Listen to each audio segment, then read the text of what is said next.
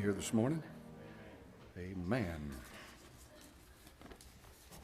There's one who gave us order, and that's the Almighty. And if there's a world to wake up in, it's because He sustains it. And if he was not there, there would be no world, there'd be no creation. Father, I pray that you'd give me the gift of teaching this morning. I pray that you'd help me now as we open the Scripture. In thy name we pray. Amen. All right, now this morning I'm going to do something. I'm going to approach what we're talking about from a little different perspective. All of you are aware that just a few days ago we recognized the 14th anniversary of the murder of 3,000 people in New York City. They call it 9/11, and any American should be fully aware of what happened there. What I'm going to do today is to try to show you how that a lot of things are dovetailing, coming together into a noticeable pattern. For example, just the other day, a Catholic group, and you know the Catholics have been strong against abortion, where a lot of independent Baptists have been mum when it comes to the issue of abortion. Many of the Roman Catholics have been standing staunchly against the murder of the unborn children. In any event, they had a flyer made up that they wanted to get printed so they could hand it out and organize, an effort to at least to make people aware of what's going on. So they took it to Office Depot, and they took it to Office Depot to get the flyer made. And the workers at Office Depot sent it back to them and said, "We're not going to do this. This is hate speech." Now just digest that for a minute. Think about it for a minute now. Think. So they said it's hate speech. And they contacted the management, and they agreed with the workers there and said, "Yeah, this is hate speech. We're not going to do this."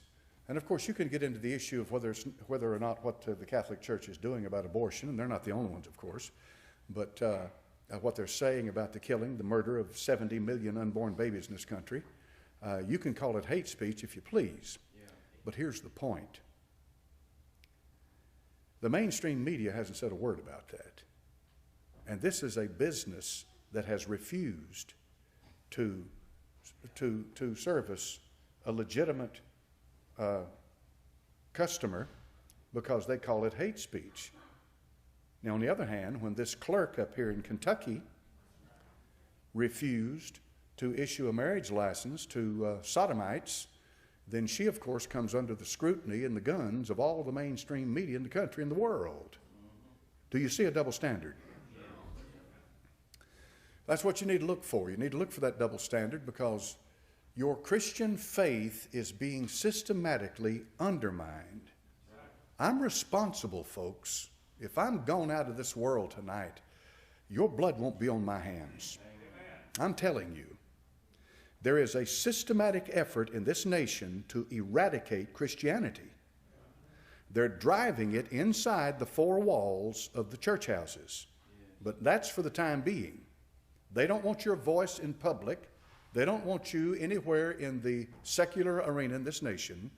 They won't shed of you. And if they can keep you inside the four walls of the building, then for the time being, they'll be happy. And I don't think the timing for them is right now because there are still millions, hopefully, of Christians in America. Yeah.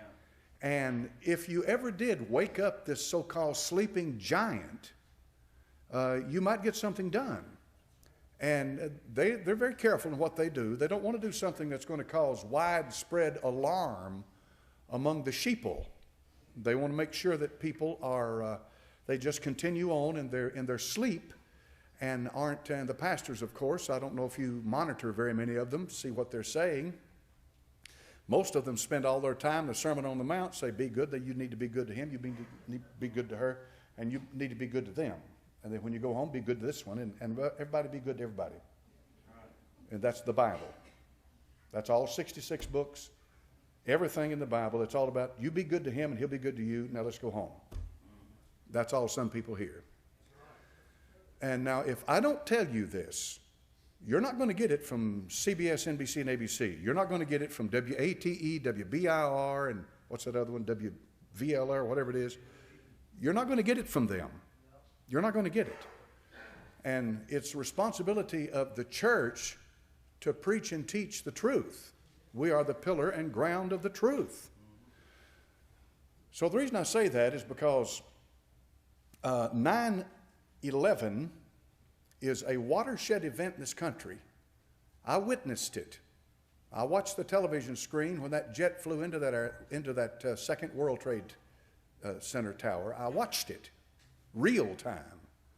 I couldn't believe my eyes. It was so shocking, and I remember my reaction. Did I really see this? Yeah. That's exactly how I felt. What am I looking at? It took it a while for the magnitude of what I had just seen to settle in.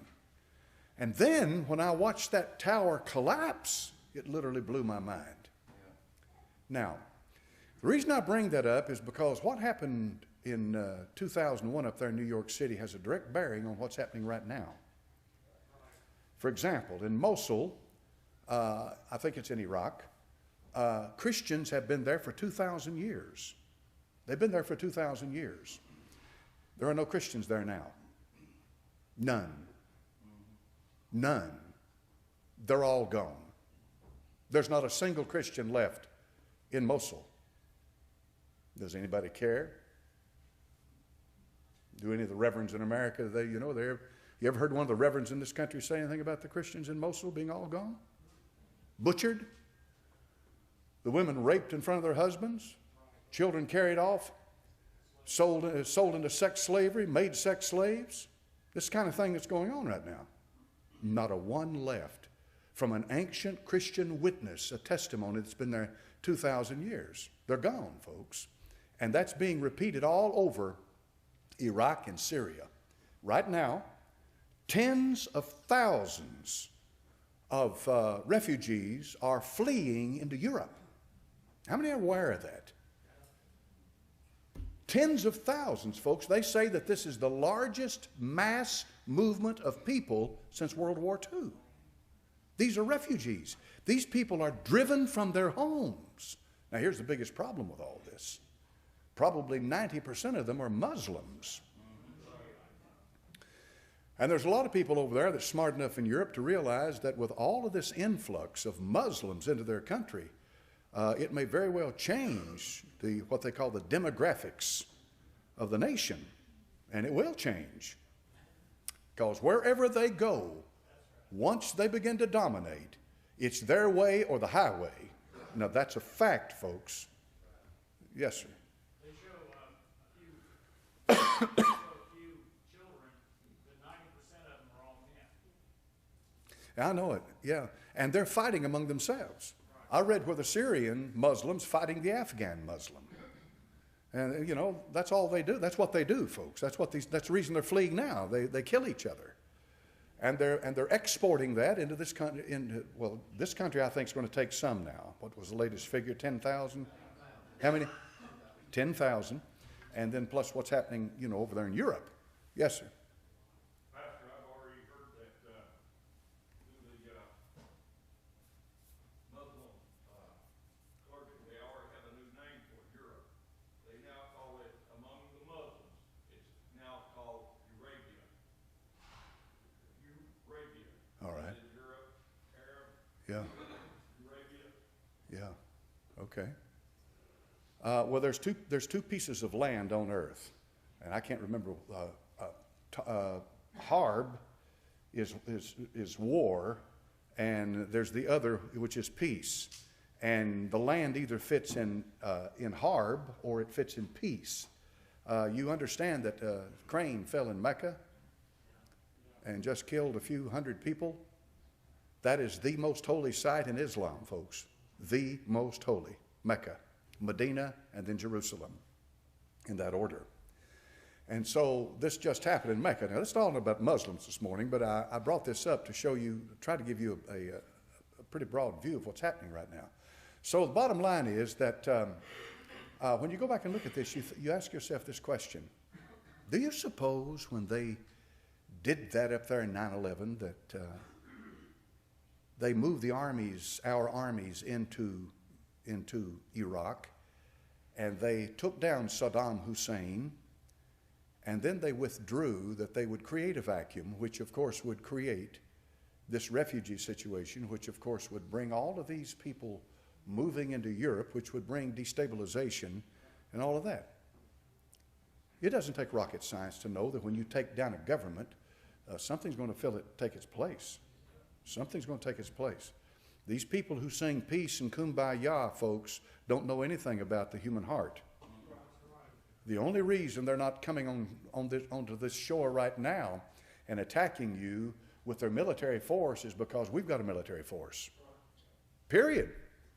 If you do not have the military power to stop them, they'll invade America. Who are they? Any country who wants to come over here and take your resources. They'll do it in a heartbeat. But anyway, when you go back and look at 9/11, you find some anomalies. There's some things going on there that just absolutely beg some questions. And I'm going to give you just a few. I'm certainly no expert on it, but these things have bothered me. But I'm going to give you the major bother of all of it. I firmly believe in my heart of hearts that there's a whole lot more going on than these Saudi Arabian hijackers flying jet aircraft into those twin trade towers and the official government line on what happened. In my heart of hearts, I just don't believe them. And I am joined with millions of other people who see it the same way.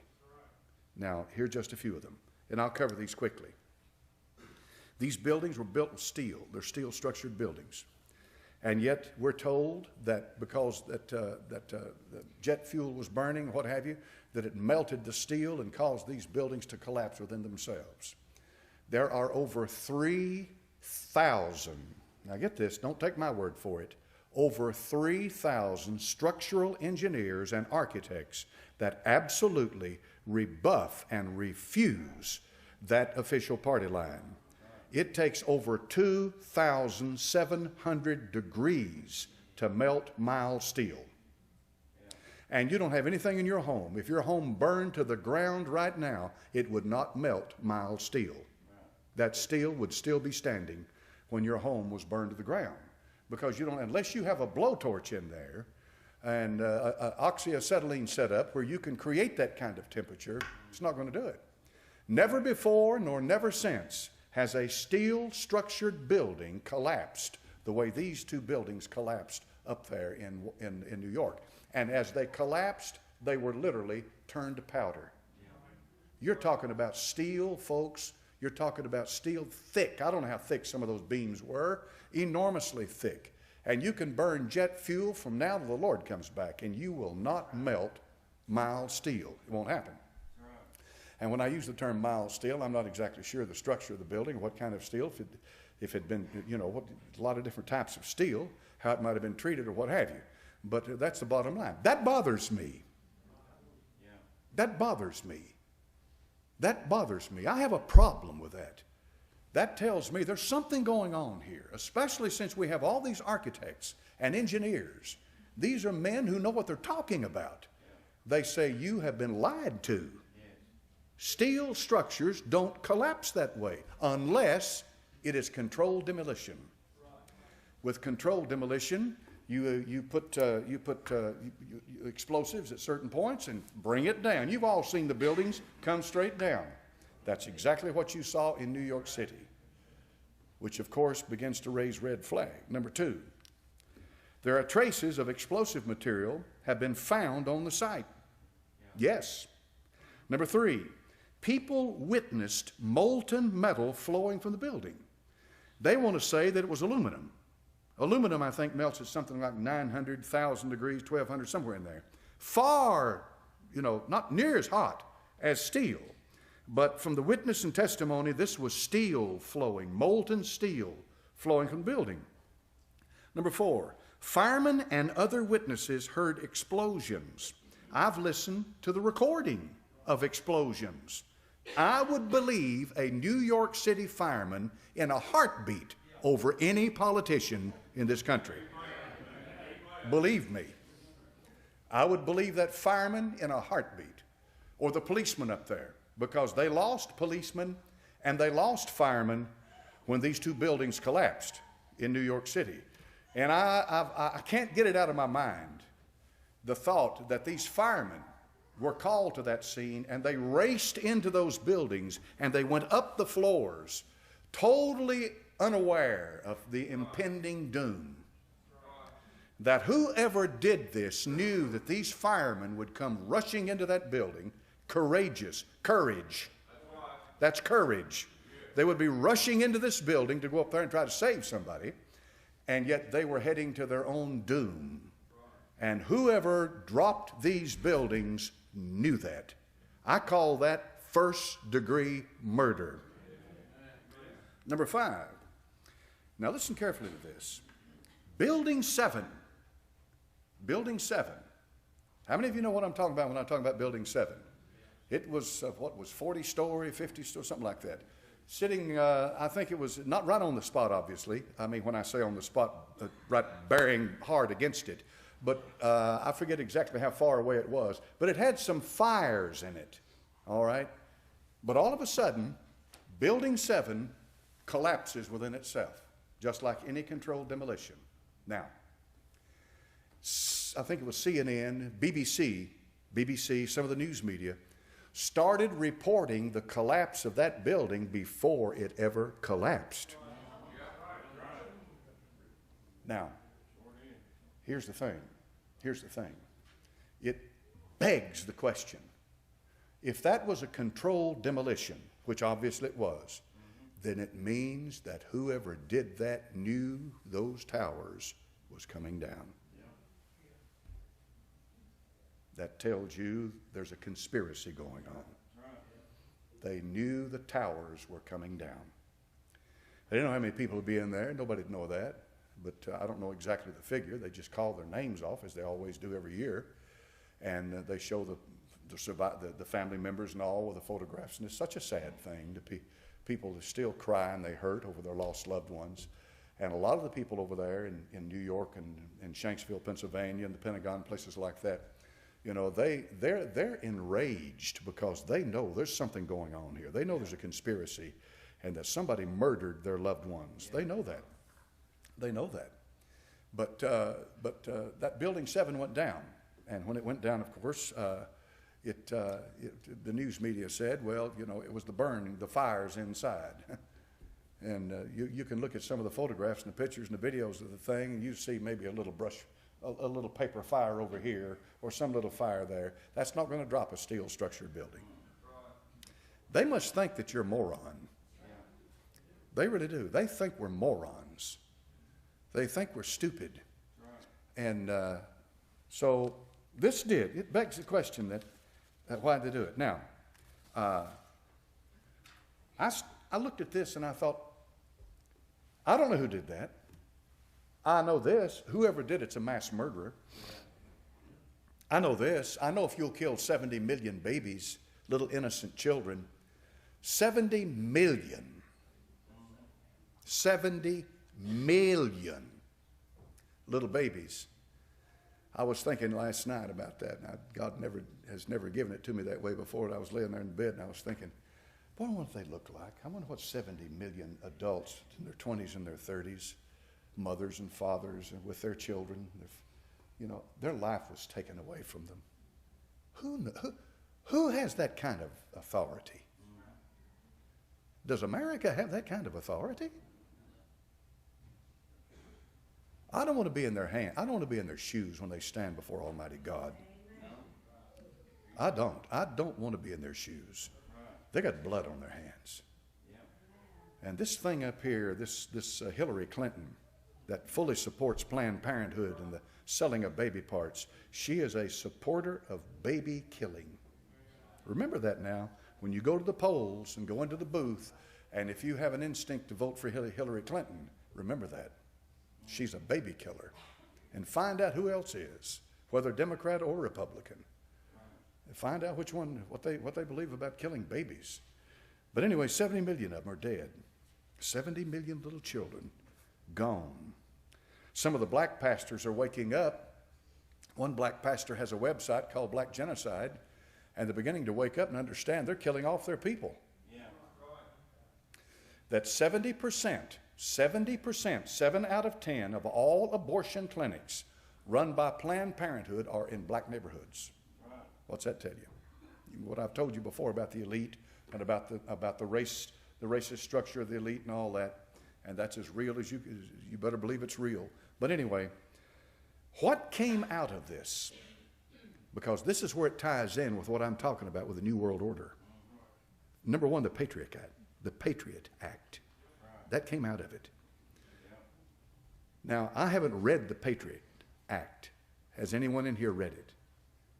But I have been informed that the Patriot Act took away so many of your cherished freedoms as an American that even if you are accused of being a terrorist, that they can send a drone out and kill you without a court date or an appearance before a judge or a magistrate, that they can assassinate you and take you from the face of the earth for the protection of the country, of course, for your freedoms. Of course, what's happening is that it's giving the government of Jefferson and the government of Adams and the government of George Washington, our founding fathers, it's giving that government that they never dreamed for a day in their life would ever exist, the authority to just go out and kill indiscriminately whoever they pleased. The second thing that came out of that is what's happened in Iraq, and I told you about that. What's going on over there right now is genocide. It's not genocide so much in the sense that's what the Muslims did to the Armenians at the end of the end of the 1800s, when they rose up against them. That was genocide because they were wiping out a race, a group of people. But what's going on over there is, I don't know what term you'd use for it, they're wiping out a religious group of people. They're wiping them from the face of the earth. They're killing them. And they're showing you their hand. These Muslim murderers, and a woman wrote into me one time and said, man, that was a hateful statement. What's hateful about that? And why is everybody so sensitive to hate anymore? Let me just drop this in while I'm talking about this, okay? When the Sodomites march around, they've got a big plaque that says love. It's all about love. All right, that's love as they define it right now. You understand that? When the man comes along and says, I want 7 wives, I love all of them, then that's love too. And when another one follows along and says, I like animals, that's love too. You know, if it's just a matter of L-O-V-E, then you can define it any way you please. That's what's going on today, you understand? And if you don't agree with them, they demonize you immediately and they call it hate speech. And this is the part that comes into the church. Because once they get hate speech nailed down in this country, that if a preacher gets up and says anything, if he's preaching the Bible and says something about sodomy in preaching the Scripture, then he gets charged with hate speech and they haul him off to jail. Is that the kind of America you want to live in? You talk about an anti-American crowd. It's that bunch right there. A lot of things are said in America that I don't agree with and don't like. But because it's America, they've got a right to say it. I believe in freedom of speech. I firmly believe in freedom of speech. They don't. These people use terms like tolerance, inclusive, terms like that to show you that they've got this soft side, this gracious side to them. And they want a culture where people just love each other and there's no hate and all of that, and it's such lovey-dovey, and it doesn't exist and never will exist. These people will kill you. I keep saying that to you, and I want you to understand that. How many's ever heard of Nancy Schaefer? Most of you haven't. Nancy Schaefer was a state senator from Georgia. All right? There are those who believe that what happened in 2001 in New York City was a sacrifice to Satan. They believe it was. They believe it was a human sacrifice to Moloch. Now, we know who Moloch was. Well, they put the babies in his arms and rolled down inside this huge belly, and the little children burned, and they beat the drums to cover up the screaming of the little babies as they rolled off into the belly of this huge monster. And this is when Israel was at the behest of Solomon, who opened the door to it. Remember that about Solomon. Solomon is the one who brought that into Israel. And these little babies are dying, and they beat the drums to cover up the sound of the screaming of the little children, because Moloch demands child sacrifice. We've already seen the child sacrifice in the murder of 70 million children. Is that not child sacrifice? Certainly it is. That's innocent blood. The Old Testament says these 6 things that the Lord hate, yea, 7 are abomination to him. And one of them is hands that shed innocent blood. That shed innocent blood. So there are those who believe that by offering a sacrifice unto Satan that they can gain power. Now I believe this, that there is an elite of the elite who are running this world. And I believe that there are echelons of power and authority underneath that.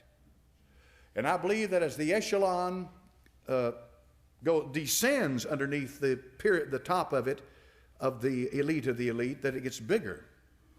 And the further down it goes, the bigger it is, but the less they know. And so you've got to climb in that pyramid and get to the very top to really understand who's running this world. And that's what's going on. And they believe in child sacrifice. Well, anyway, Nancy Schaefer was a state senator from Georgia. She was a fine, decent Christian lady. You can go home and you can Google her name, and you'll pull it up and you'll find out that she was one precious, sweet Christian lady. And that once she became a state senator in Georgia, people started coming to her. She started investigating child trafficking. Now, we've got people in our church here who are foster parents, so I'll give you this disclaimer at the very beginning. We've got good people in our church who love the Lord, who are taking little children in because they love them, they want to give them a home, and they are foster parents. There's nothing wrong with being a foster parent. I've got to say stuff like that because sometimes people, they just jump on something and take off with it. This is not about that. This is about a system, though. Child Protective Services is a system. It's throughout the country in all the states. It deals with families and the breakup of families and what happens to the children of those families and the other agencies involved and the other people involved and the money that's involved and the shady side of what's going on and how that these little children come up missing sometimes. They get into the system and they get moved around through the system and they come up missing. And what's happening is that little children wind up in the sex traffic in America. Now somebody said, what are you talking about, preacher? There ain't any sex traffic in America. Over here in Virginia, Congressman Wolf, this is a congressman from the state of Virginia, the Commonwealth of Virginia, says he admits to the existence of child trafficking in Fairfax County, Virginia. And this is dated June 6, 2014. Now, the reason I mention that is because these little children, many of them are taken to be offered as human sacrifice in satanic rituals of child satanic ritual abuse. That's a mouthful. Yes, ma'am.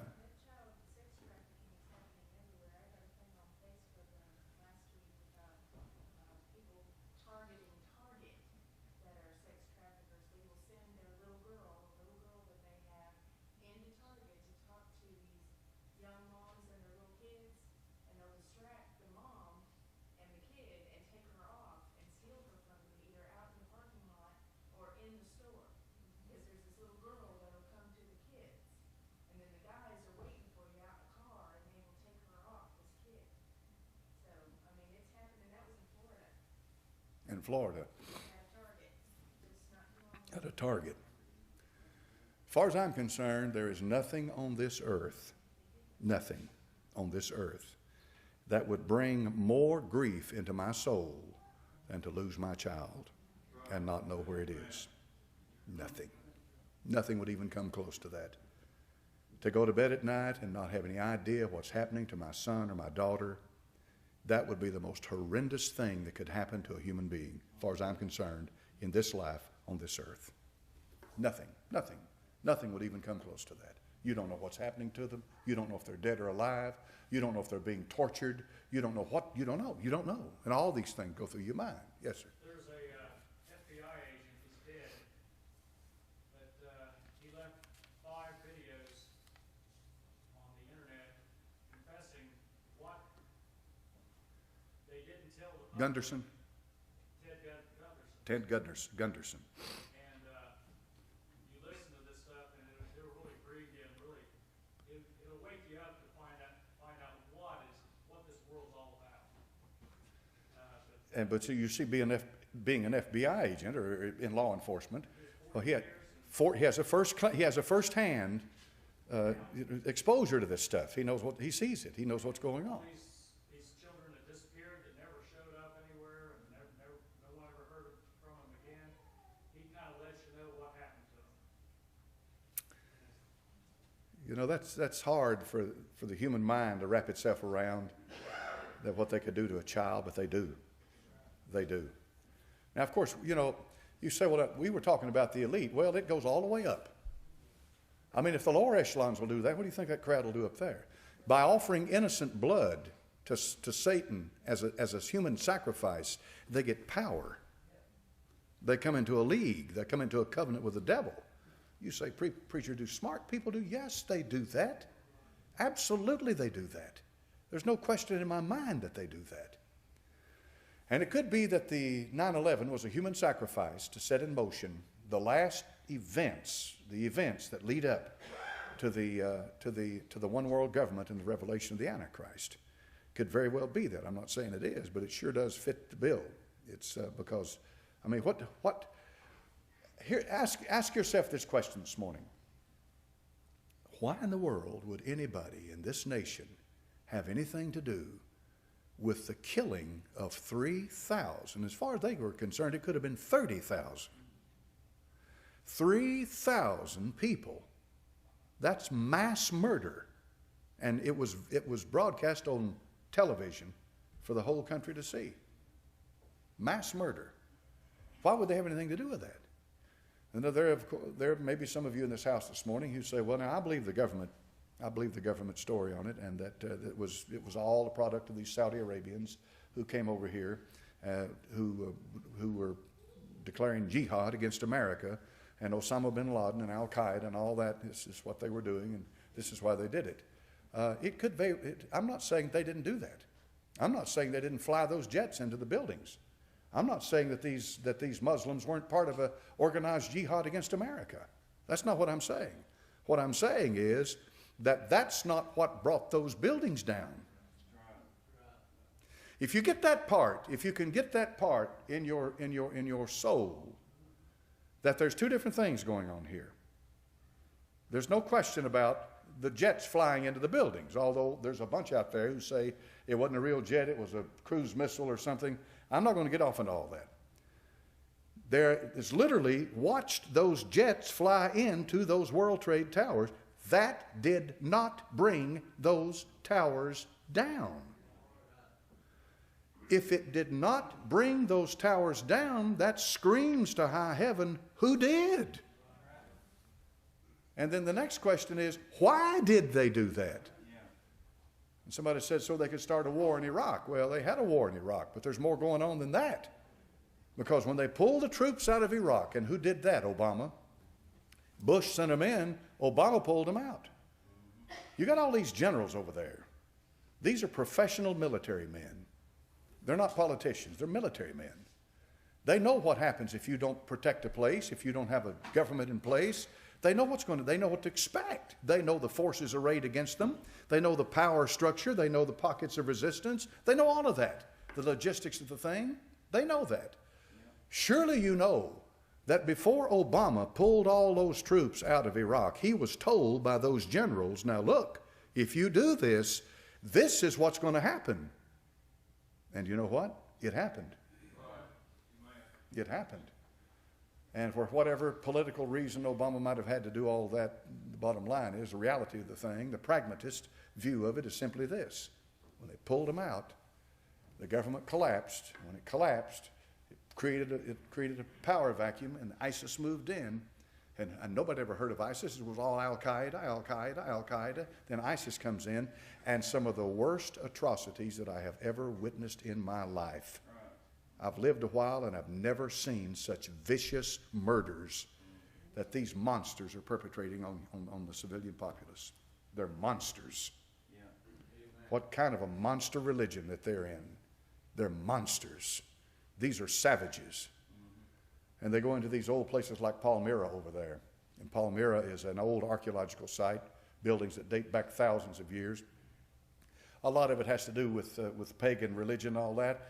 But I like history and geography and stuff like that. That's the heritage of humanity.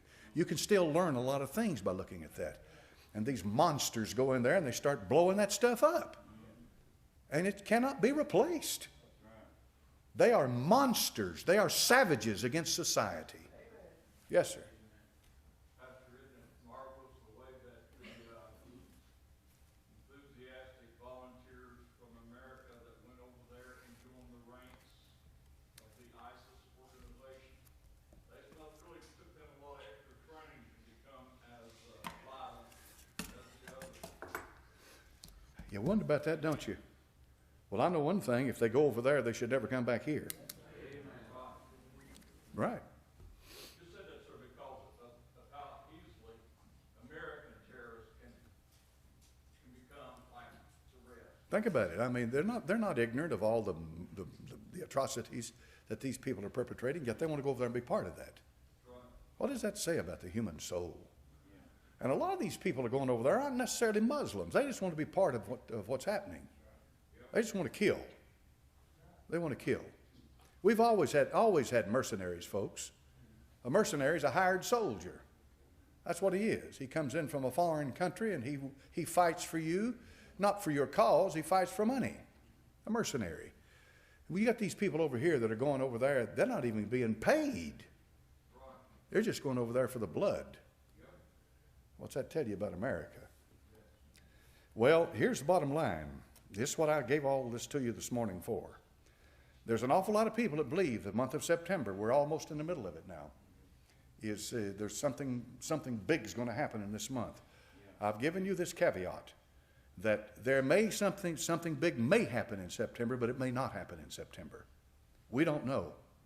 As far as the Lord coming back concerned, I would he'd come back right now.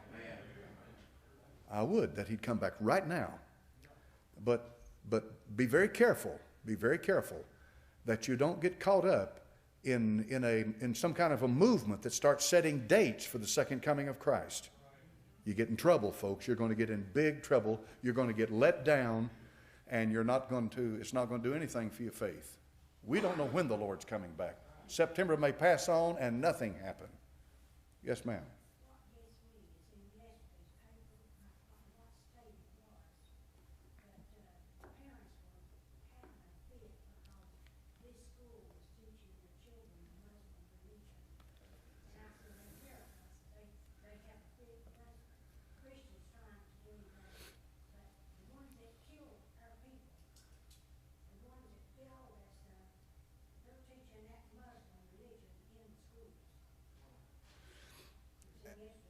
Yes, the 5 pillars of Islam.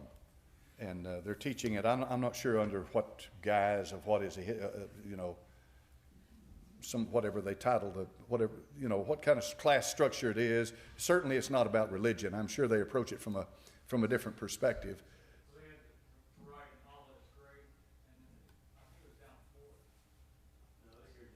Well, here's the thing. If they're going to do a thing on Islam, the 5 pillars of Islam, then you could demand, well, why don't you do a thing on Christianity then? The pillars of Christianity. I mean, had just as much right for one as the other. You know why?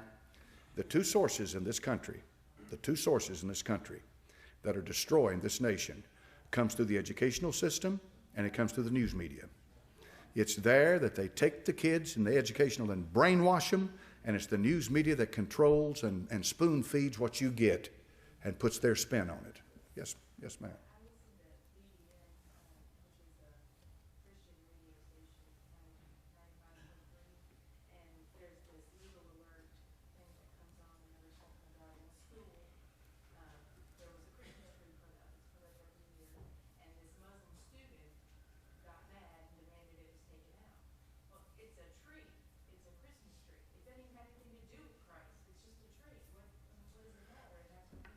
You are so right. But anyway, go ahead. They were saying, well, you know, instead of taking the tree down, they could have just allowed other religions to put stuff out in this public space. Well, Hanukkah, for example, the Feast of Lights comes right out about the same time, Jewish. So it's like it's a tree. Yeah. If they're going to give you the foundations of Islam, they need to give you the foundation of Christianity, and then Judaism, and then Buddha, and then Hindu, and on and on and on it goes. Either all or none, right? But they're hypocrites. They're lying hypocrites. And I think people are finally getting a hold of that fact. They're lying hypocrites. Harry Reid said that Christianity's had its chance, now let's give Islam their chance. Did he really say that? Yeah, he did. Well, I'd load him up and take him to Beirut over there. Take him over to Damascus and let him out and see what kind of a chance he gets. We've been at war with Islam since Oh, brother, have we ever? You better believe it.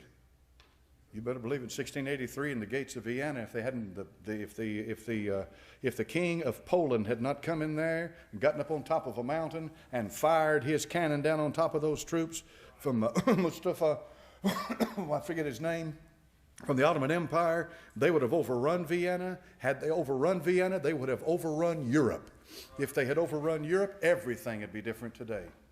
They stopped them. the Marine song from the halls of Mount Izuma to the halls Shores of Tripoli. of Tripoli. We've been at war with them forever. Jefferson dealt with those Muslim pirates over there. We're giving in to them. We're surrendering. He sure did. It's been going on for a long time. Those Marines got on board that ship when they were fighting Tripoli. They'd put a big leather thing around their neck because they didn't want their throat cut. And so they'd fight those Muslims at Tripoli, and later they got the term leatherneck. That's where it came from, wearing those leather collars. Yes, sir. Preacher, didn't Albert White say that they were going to use the Muslims to bring in World War III? He might have. He certainly talked about World War III. But you know, right now, you got Russia, you got Iran sending troops to Libya, and you got everything ready for Gog and Magog. Yes, sir, you do, brother. I mean, we're right at the point. We're right at the precipice of it all. We're right there. We are right there. And I'm watching now what this crowd is getting ready to do. The Pope's going to speak to the UN. He's going to speak to the Congress. They're going to implement this 2030 Agenda 21 on steroids. All this is coming, and it's going to be here right at your door before you know it. Yes, sir. After knowing all this, we as a church, why are we not on our knees more praying for the lost, our neighbors, our friends, our families, co-workers? We know this now. We have heard it. How are we going to respond, and how are we going to stand before God? I agree with that, brother. What we need to do is what Jude said. Jude said, making a difference on some, pulling them out of the fire. It gets to the point, and we're at that point, I think, where it is no longer mass evangelization. That's for the tribulation period. We're at the point now where there's just a few here and a few there, here and there, here and there, that are going to get saved. The body of Christ is just about finished. It's just about made up. And it's so foreign from the church today. Well, let's have a word of prayer and we'll let you go. We'll meet here in a few minutes and start the service this morning. Brother Crane, will you dismiss us, please? Father, we're so thankful, Lord, for this time that you give us, Lord, to be back on our house, God, Lord, and looking forward to it all week,